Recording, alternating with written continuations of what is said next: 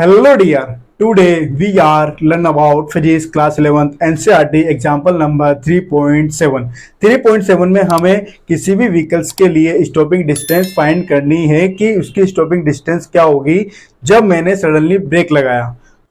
Let suppose मैं किसी bike से जा रहा हूं अपनी मस्ती में।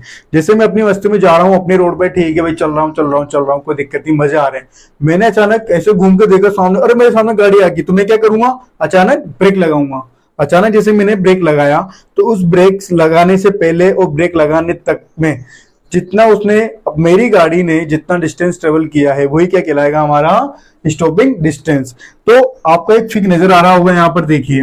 लेट सपोज कि मैं अब पहले बाइक पे था, अब मैं कार पे आ गया सर। कार पे आ गया तो आपको दिख रहा होगा कार की इनिशियल वेलोसिटी कितनी जाएगी हमारे पास, v0। मैंने कार अपनी मस्ती में चल रही है, मजे आ रहे हैं कार चलाने में, ठीक है, चल रहे हैं, गर्मी का दिन है, ऐसे वैसे चल रहे हैं, बड़े मजे आ रहे हैं कार में चल रहे हैं। कार में चलते चलते मेरी निगाह कहाँ गई, एकदम से रोड पे। मैंने रोड पे देखा रहा बच्चा आ गया, मैंने कार को ब्रेक लगाया। तो आपको पता है कार अगर स्पीड में है तो एकदम से तो रुकेगी नहीं, वो कार हमारी कुछ डिस्टेंस ट्रेवल करेगी। तो हमारे पास यहाँ पर जो एक्सेलरेशन होगा वो एक्सेलरेशन अपोजिट डायरेक्शन में वर्क करेगा। कहां करेगा, अपोजिट डायरेक्शन में वर्क करेगा। और हमारी जो इनिशियल वेलोसिटी थी वो कितनी है, v0। मैंने कार का जो ब्रेक लगाया वो तब इस पोजीशन पे थी, इस डिस्टेंस पे थी। कार को जो ब्रेक लगाने के बाद कार यहां से लेके यहां तक पहुंच गई। तो यही हमें फाइंड करना है कि इसकी स्टॉपिंग डिस्टेंस क्या होगी। अब आप देखिए कि जो हमारी कार की फाइनल वेलोसिटी थी बच्चे के टकराने से पहले तक कार हमारी कहां आके रुक गई, यहां पर। अब देखिए बच्चा यहाँ पर, इतना सा बच्चा बेचारे बच्चे की लग जाती। तो अब देखिए कार हमारी यहां तक आके स्टॉप हो गई। तो स्टॉप हो गई यानी कि हमारे यहाँ पर जो फाइनल वेलोसिटी थी कार की वो क्या हो जाएगी, 0। तो हमारे पास अब यहाँ पर क्या क्या गिवन है, इनिशियल वेलोसिटी और एक्सेलरेशन, वो भी कहाँ है, अपोजिट डायरेक्शन में। कहाँ है, अपोजिट डायरेक्शन में। तो हम देखते हैं कि स्टॉपिंग डिस्टेंस कितना होगा ऑब्जेक्ट का। आप लोगों ने इक्वेशन ऑफ मोशन की थर्ड इक्वेशन जरूर पढ़ी होगी, स्टडी जरूर की होगी, ठीक है, आप बचपन से पढ़ते आ रहे हैं सारी चीजों को।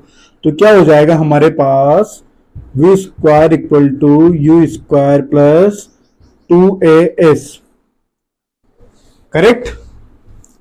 तो हमारे पास एस क्या है यहाँ पर, डिस्टेंस, जिसको हम किसे डिनोट करेंगे, ds से। अब आपको पता है इसकी जो फाइनल वेलोसिटी थी वो क्या हो गई, 0। क्या हो गई, 0। अब हमारे पास जो इसकी इनिशियल वेलोसिटी है वो क्या है हमारे पास, v0 का स्क्वायर प्लस 2।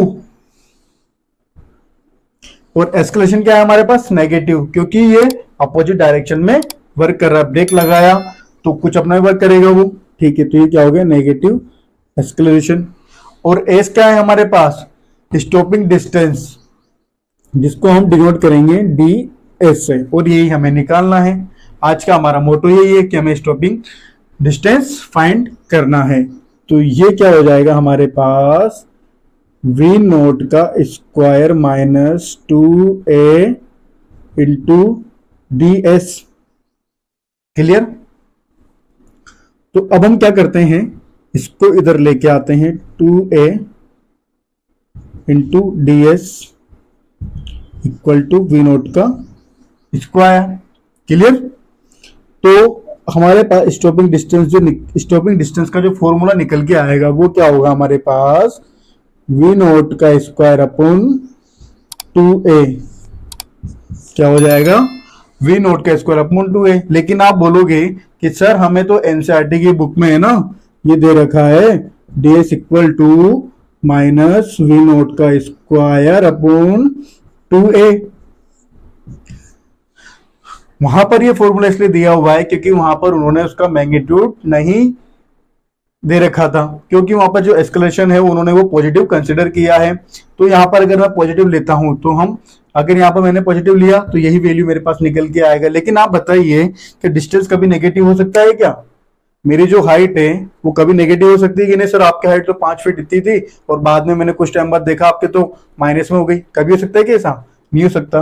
तो मेरे ख्याल से यही आपको हमेशा डिजर्व करना चाहिए, क्योंकि डिस्टेंस जो होती है वो हमेशा पॉजिटिव ही होती है, नेगेटिव तो कभी होती नहीं है। ठीक है, थैंक यू।